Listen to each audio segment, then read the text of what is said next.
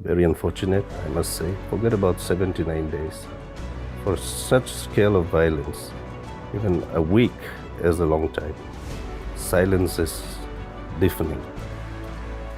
And I'm very disappointed as a leader. Central government is holding all the cards, and that is why we're still pleading with the central government. We have no hope whatsoever of justice or whatever from the state government. Forget about the ordinary citizens. See, even as an elected MLA, there is no security of life for me to go and attend the assembly in Imphal. आज मणिपुर में जो हो रहा है सब BJP के इशारे पर हो रहा है। उसके लिए देश का प्रधानमंत्री जिम्मेदार है। ये बात खुद मणिपुर के बीजेपी विधायक कह रहे हैं। बीजेपी एमएलए पॉलिन लाल हॉकिप ने एक इंटरव्यू में ये बताया है कि मणिपुर हिंसा को लेकर उन्होंने कई दफा प्रधानमंत्री नरेंद्र मोदी से मिलने के लिए समय मांगा था, लेकिन उन्हें समय नहीं दिया गया। प्रधानमंत्री नरेंद्र मोदी, गृह मंत्री अमित शाह ने सब जानबूझकर अनदेखा किया।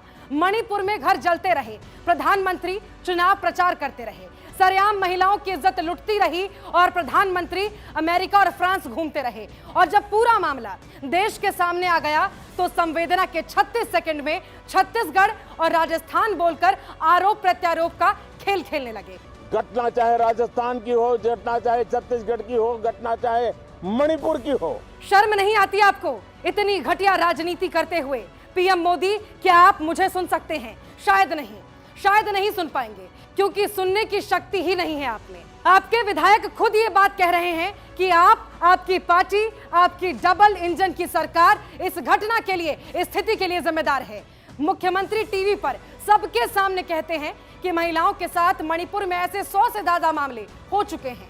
चुनाव में तो आप लंबी लंबी हाँकते हैं, अब आपको क्यों सांप सूंघ गया है? म से महिला, म से मणिपुर, म से माफी मांगने में आपको शर्म क्यों आ रही है? रूह कपा देने वाली जिस घटना पर बोलने के लिए 36 दिन भी कम पड़ जाएं, उस पर बोलने में 36 सेकंड में आपका सीना क्यों सिकुड़ गया? असल में कायर हैं आप। हाँ, कायर कह रही हूं मैं आपको। इस देश का प्रधानमंत्री कायर है, इस देश की सरकार कायर है। ये सत्ता में आने के लिए जनता को खुले मंच से धमकियां देते हैं। चुनाव नहीं जिताया तो दंगा कराने की धमकी तक दे देते हैं। सत्ता में आने के बाद देश को जलता छोड़कर विदेश घूमने निकल जाते हैं। और अब जब मणिपुर मामले पर विपक्ष संसद में चर्चा की मांग कर रही है तो मोदी और उनके मंत्री भाग रहे हैं। जानते हैं क्यों? क्योंकि अगर संसद में मणिपुर पर चर्चा हुई तो पूरे देश के सामने प्रधानमंत्री को जलते मणिपुर पर जवाब देना पड़ेगा। अगर चर्चा हुई तो महिला सुरक्षा पर बड़ी बड़ी डींगे हाँकने वाले देश के चौकीदार का सच सामने आ जाएगा। अगर चर्चा हुई तो प्रधानमंत्री को बताना पड़ेगा कि मणिपुर के सीएम का इस्तीफा अब तक क्यों नहीं हुआ। यह बताना पड़ेगा कि जलते घर, सैकड़ों लाशें, अनाथ होते बच्चे और बेआबरू होती महिलाओं पर अब तक आप खामोश क्यों रहे? मणिपुर हादसों के साए में जी रहा है और देश का प्रधानमंत्री कुंभकर्णी नींद सो रहा है। जब कभी वर्तमान भारत का इतिहास लिखा जाएगा तो मोदी सरकार के कार्यकाल को बेशर्म काल लिखा जाएगा। कैमरे पर जिस अदाकारी के साथ आपने कहा था कि मणिपुर पर मेरा हृदय पीड़ा से भरा हुआ है, आपकी इसी नौटंकी पर अकबर इलाहाबादी का एक शेर याद आता है। कौम के गम में डिनर खाते हैं हुक्काम के साथ, रंज लीडर को बहुत है मगर आराम के साथ।